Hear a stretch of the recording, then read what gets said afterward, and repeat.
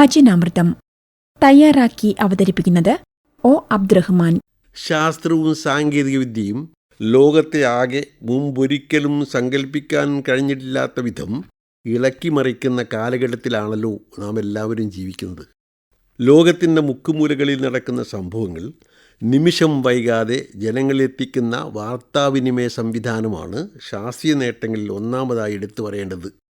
ഓരോരുത്തരുടെയും കയ്യിലിരിക്കുന്ന മൊബൈൽ ഫോണിലൂടെ ഏത് വിവരവും ദൃശ്യവും അപ്പോൾ അറിയാനും കാണാനും കഴിയുമെന്നതുകൊണ്ട് ധനിക ദരിദ്ര ആൺ പെൺ പ്രായവ്യത്യാസമില്ലാതെ ജനകോടികളുടെ മുഖ്യാവലംബവും ഉപകരണവുമായി തീർന്നിരിക്കുകയാണവ. 2004 കണക്ക് പ്രകാരം ഇന്ത്യയിലെ 78% ജനങ്ങളും മൊബൈൽ ഉപയോക്താക്കളാണ്. 1.12 ബില്യൺ മൊബൈൽ കണക്ഷനാണ് രാജ്യത്തുള്ളത്. കേരളത്തിലാവട്ടെ മൊബൈൽ ഉപഭോക്താക്കളുടെ സംഖ്യ 99% വരുമെന്ന് പറഞ്ഞാൽ മലയാളി സമൂഹം ആകെ ഈ കൊച്ചു യന്ത്രത്തിൻ്റെ പിടിയിലാണെന്നർത്ഥം. തീർച്ചയായും വിവരങ്ങൾ അറിയാനും അറിയിക്കാനും പഠിക്കാനും പഠിപ്പിക്കാനും സിദ്ധികൾ പ്രദർശിപ്പിക്കാനും ആസ്വദിപ്പിക്കാനും ഒക്കെ മൊബൈൽ ഫോൺ അനിവാര്യമായിരിക്കുന്നു എന്നതാണ് സ്ഥിതി.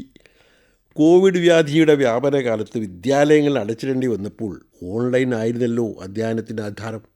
പക്ഷേ സംഗതിക്ക് നിസ്സാരമല്ലാത്ത ഒരു മറുവശം ഉണ്ടെന്നതാണ് അനുഭവം. സാമൂഹ്യശാസ്ത്രജ്ഞന്മാരുടെ പഠന റിപ്പോർട്ടും അത് വെളിപ്പെടുത്തുന്നു. കൊച്ചുകുട്ടികൾ മുതൽ മുതിർന്നവർ വരെ മൊബൈൽ അഡിക്റ്റുകളായി മാറിക്കൊണ്ടിരിക്കുന്ന സ്ഥിതിവിശേഷം അതിൻ്റെ നിഷേധാത്മക ഫലങ്ങളിലേക്ക് വിരൽ ചൂടുന്നതാണ്. മണിക്കൂറുകളോളം മൊബൈലിൽ അഭിരമിക്കുന്നവർ കുട്ടികൾ വിശേഷിച്ചും ആരോഗ്യ പ്രശ്നങ്ങൾ നേരിടുന്നുവെന്നതാണ് പഠനങ്ങളിൽ ഏറ്റവും പ്രധാനം.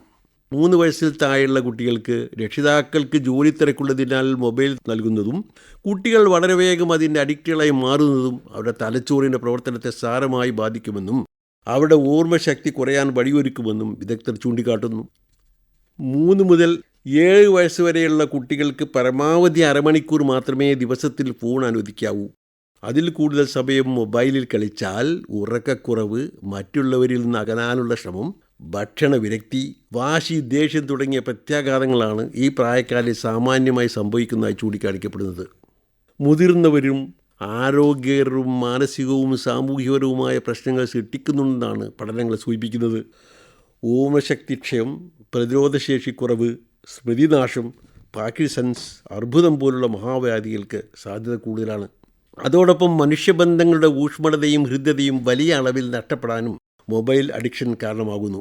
ചുരുക്കത്തിൽ ഒഴിച്ചുകൂടാനാവാത്ത ആവശ്യങ്ങളും ഗുണഫലങ്ങളും മുൻനിർത്തി മൊബൈൽ ഫോൺ ഉപയോഗം ഉപേക്ഷിക്കുക പ്രായോഗികമല്ലെന്ന് അംഗീകരിച്ചുകൊണ്ട് തന്നെ അവയുടെ ഉപയോഗം പരമാവധി നിയന്ത്രിക്കുന്നതാണ് ആരോഗ്യകരമെന്ന് ഉണർത്തുക മാത്രമാണ് ചെയ്യുന്നത്.